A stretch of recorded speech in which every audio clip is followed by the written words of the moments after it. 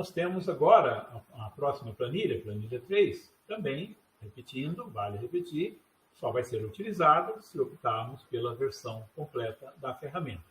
Aqui são alguns dados complementares, né, que são úteis para a nossa apuração de custo.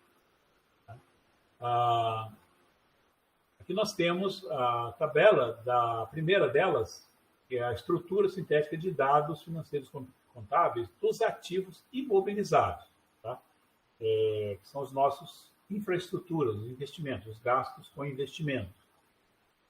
Aqui são informados os valores acumulados, né, de aquisição ou de construção, ou de implantação dos bens que compõem os ativos. Construção do aterro, construção de uma unidade de viagem, compostagem, a compra de veículos de coleta, a compra de um equipamento de operação do aterro, de gastos com reforma de uma estrutura, um galpão, por exemplo, que é considerado um investimento e não uma despesa, gastos de montantes elevados. Porque, às vezes uma manutenção, uma pintura, uma coisa, não, aí é manutenção comum, são consideradas despesas normais.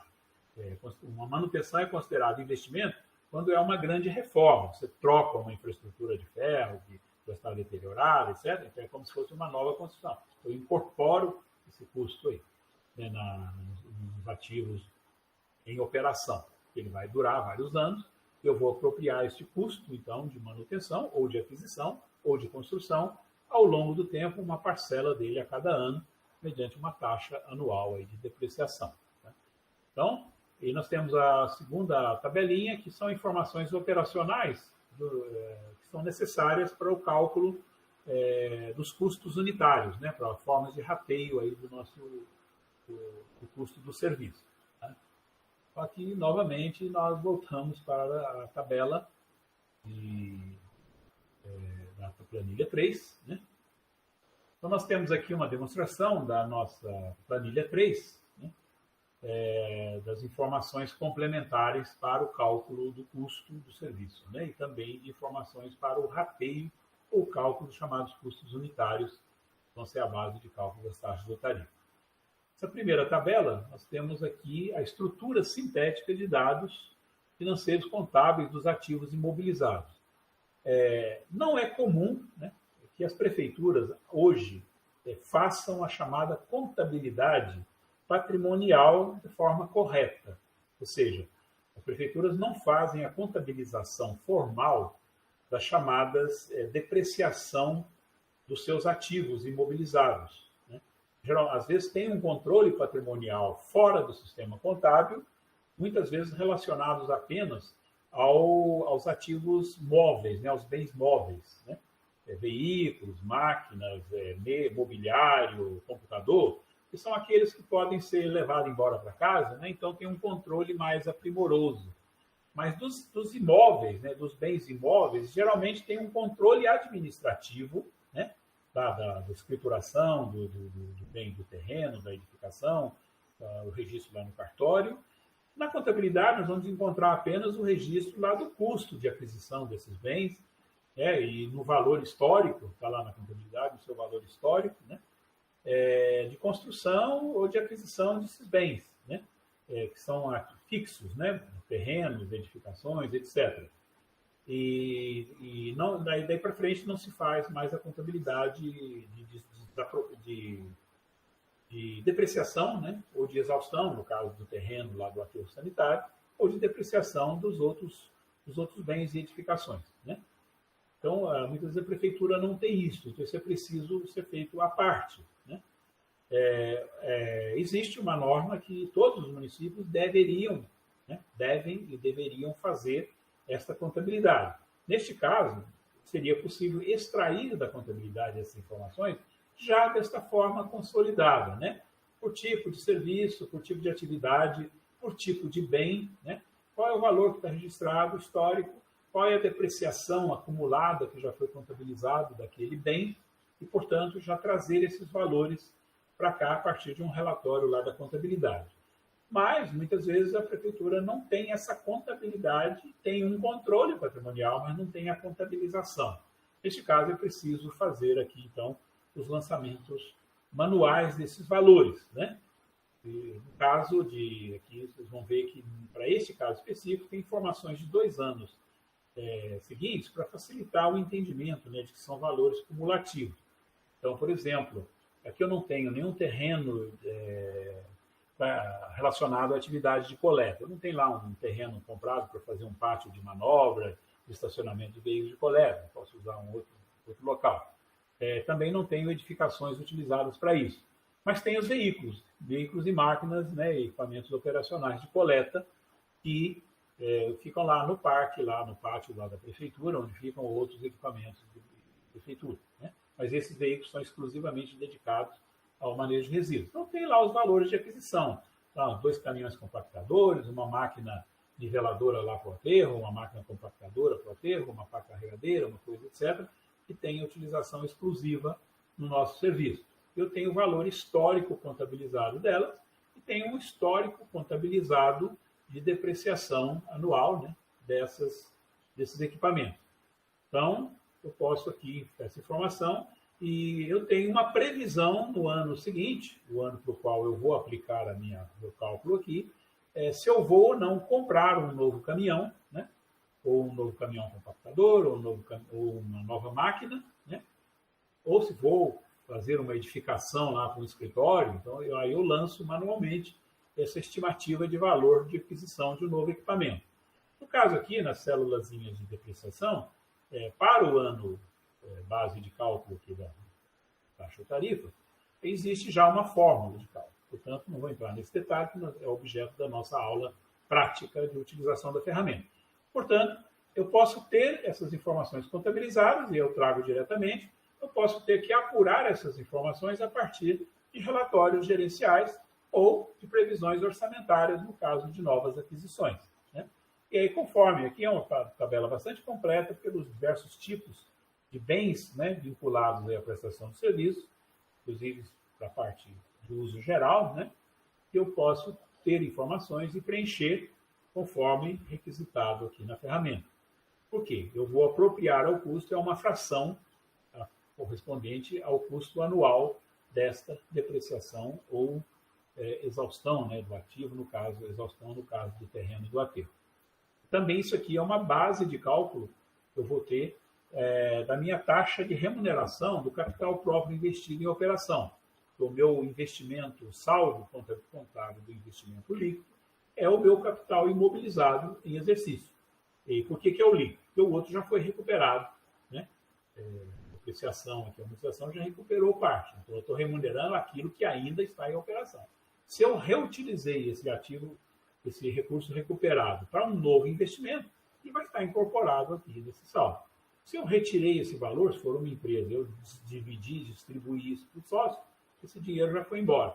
Portanto, está sendo remunerado é aquilo que ainda falta depreciar ou remunerar. Então, ele pode ser uma base de cálculo daquela taxa de remuneração do capital próprio também, que é o caso, essa informação é utilizada para este fim aqui no nosso modelo. Tá? Aqui são algumas informações operacionais. Nós temos aqui demonstrado aqui um exemplo de informações essenciais, mínimas, né?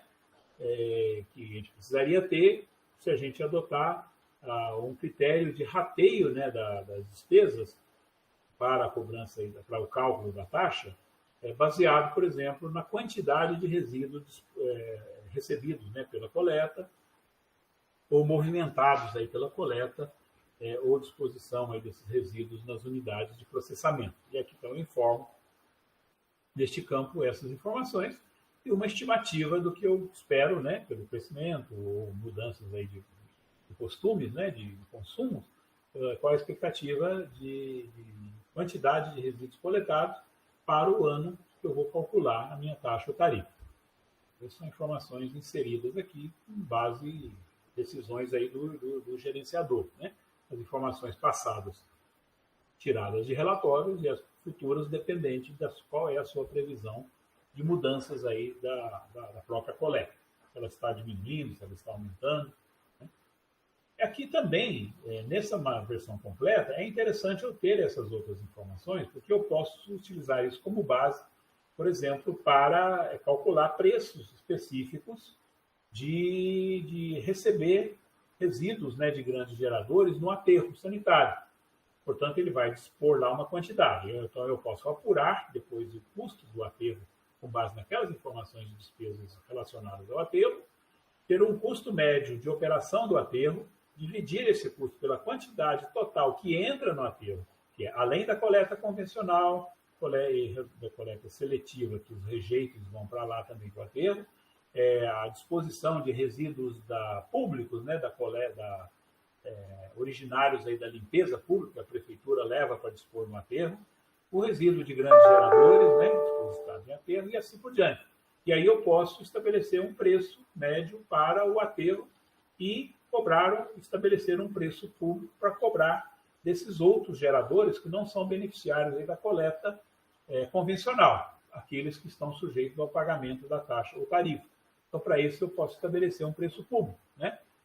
Para qualquer um que entregue resíduos diretamente nas unidades de processamento, eu posso estabelecer um preço público. Portanto, eu não posso considerar essas quantidades a ser pagas pelos usuários da coleta convencional, né? Eu aproprio esse custo do aterro, mas aproprio a receita correspondente também, de forma dedutiva, né, que nós já vimos lá naquela tabela das receitas. Então, que as informações que eu tiver, eu vou informar e vou utilizá-las depois conforme o nosso critério definido aí pela regulação quando tratarmos lá das planilhas 5.1 ou 5.2. Tá? Então, essas são informações importantes no caso de utilização da versão completa, né? Elas sendo informadas aqui, já o modelo, né, a ferramenta já apropria diretamente essas informações, para não ter que ficar fazendo outro tipo de levantamento de dados. Então, aqui nós podemos retornar agora à nossa apresentação. A planilha seguinte da nossa ferramenta, né, são duas tabelas também, que são o que nós chamamos aqui de informações cadastrais dos usuários. Né? Também são informações importantes para nós podermos estabelecer um critério de rateio, né, da taxa ou tarifa. Hoje, a própria legislação permite trabalharmos com alguns critérios de rateio diferentes. Nós temos, pela quantidade de resíduos coletada, um critério, mas aí precisaríamos fazer uma medição, né, de resíduos coletados de cada usuário, de cada residência. É um mecanismo hoje de difícil utilização. Tecnicamente não é possível, mas nós não temos aqui tecnologia e costumes, né, apropriados para adotar essa medida. Portanto, geralmente se usa com mais frequência, né, outros critérios de rateio da despesa, né, do custo do serviço, para determinar o chamado custo unitário, que é a base de cálculo da taxa ou tarifa individual. Né? Então, temos a quantidade de resíduos movimentados, que vimos na planilha anterior. Temos também a quantidade de domicílios, né, ou usuários que são usuários do serviço, principalmente do serviço de coleta convencional e destinação final dos resíduos domiciliares ou equiparados, né, diretamente nas unidades de destinação final. Seja numa unidade de transbordo, que vai para um aterro privado, seja numa unidade que vai para um aterro centralizado, de um consórcio, seja para destinados diretamente a uma unidade de triagem, uma central de tratamento ou aterro sanitário. Né? Então, esses que pagam taxa ou tarifa, né, esse grupo de usuários, nós precisamos dessas informações para saber como fazer esse rateio depois. Né? Mas também a própria quantidade de usuários beneficiários desse serviço, né, usuários desse serviço, pode ser um critério de rateio, o custo básico por domicílio. Depois eu diferencio esse custo pelo critério de rateio para cada usuário, que é outro objeto aí da nossa planilha, né, da nossa ferramenta, que é a planilha 6. Mas para a apuração desse custo unitário, que nós vamos ver na tabela 5.1 ou 5.2, na planilha 5.1 ou 5.2, eu preciso dessas informações. Aqui é a informação, se nós temos lá a cobrança, né, dos usuários desse serviço, nós vamos ter um cadastro dos domicílios residenciais, dos domicílios comerciais de serviço, né, ou dos domicílios industriais, pequenos geradores industriais de resíduos domésticos ou domiciliares, né, ou equiparados, né, e esses aqui vão pagar taxa ou tarifa. Os grandes geradores de resíduos, geralmente, não são atendidos pela coleta convencional, portanto, não estão sujeitos à cobrança de taxa ou tarifa. Eles devem dar destinação do seu resíduo por conta deles mesmos. Ou pode contratar com a administração pública, seja só a disposição final no aterro, por exemplo, seja a coleta e disposição mediante equipamentos especiais, veículo destinado a essa finalidade exclusiva, ou a coleta de caçambas, de containers, etc., né? E, mediante um contrato, cobrar um preço público específico para isso, né? Portanto, aqui eu posso ter essa informação de grandes geradores contratados, né? Que pagam preços públicos que fazem parte da minha estrutura aí de cobrança. Portanto, eu vou usar determinar esses preços públicos com base nas minhas apurações de custo aqui. Ao mesmo tempo, eu vou apropriar as receitas geradas dessa cobrança para a minha apuração do custo, que vão ser cobrados mediante taxa ou tarifa. Então, essas informações são importantes em relação aos usuários.